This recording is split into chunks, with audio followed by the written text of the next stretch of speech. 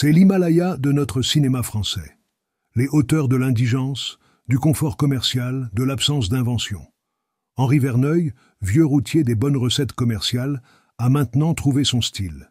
Il traduit au superlatif tout ce qui est à la mode et tout ce qui attire la clientèle. Le pire cinéma français gonfle son insignifiance aux dimensions internationales avec distribution cosmopolite et caméra globe-trotter. Il s'agit ici d'espionnage au sommet.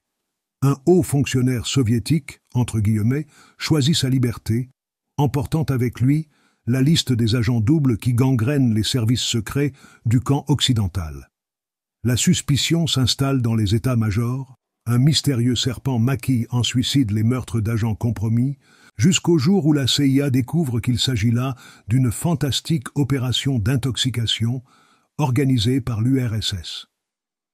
Pour rendre crédible son histoire, Henri Verneuil n'hésite pas à mettre en scène le haut gratin de l'espionnage international. Voici Yul Brynner, au charme slave préfabriqué, en responsable principal du KGB, Henry Fonda en directeur vigilant de la CIA, Philippe Noiret en directeur adjoint du service de contre-espionnage français, Dirk Bogarde en patron de l'intelligence service.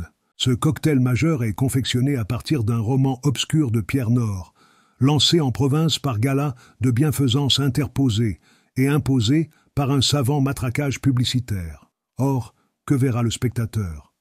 Du déjà-vu de luxe. D'autre part, comme le film est destiné à une diffusion très large, c'est-à-dire à un nouveau record de recettes, on sent que chaque plan est composé en fonction de la paresse de perception ou d'une absence supposée de référence cinématographique.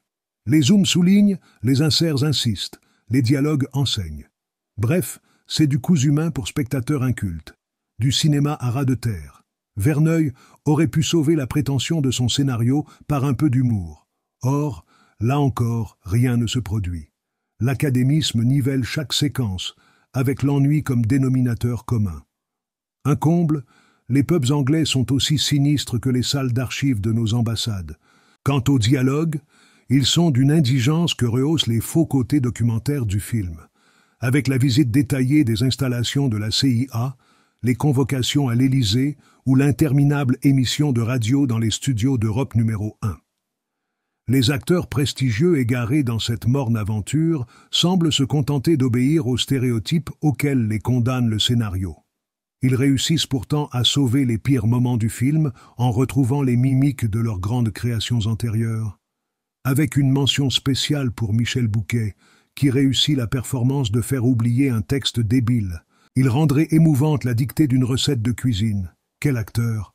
Notons également l'inévitable petite séquence érotique que Verneuil introduit par un effet de scénario d'une invraisemblance pachydermique. Par chantage, un haut fonctionnaire français devient un agent de l'Est. Sa fille, lesbienne, est surprise par une caméra dissimulée qui enregistre ses fredaines. Le père assiste à la projection du témoignage sur pellicule. Nous aussi. Le père pleure, au bord de la dépression. C'est alors que quelqu'un a crié dans la salle « T'en fais pas, c'est pas si grave ». Tout est à ce niveau. Certes, la réalisation est parfaite. Il ne manque pas un claquement de portière. Donc, si vous aimez les claquements de portière, ne vous gênez pas. Raymond Lefebvre, Cinéma 73, février 1973.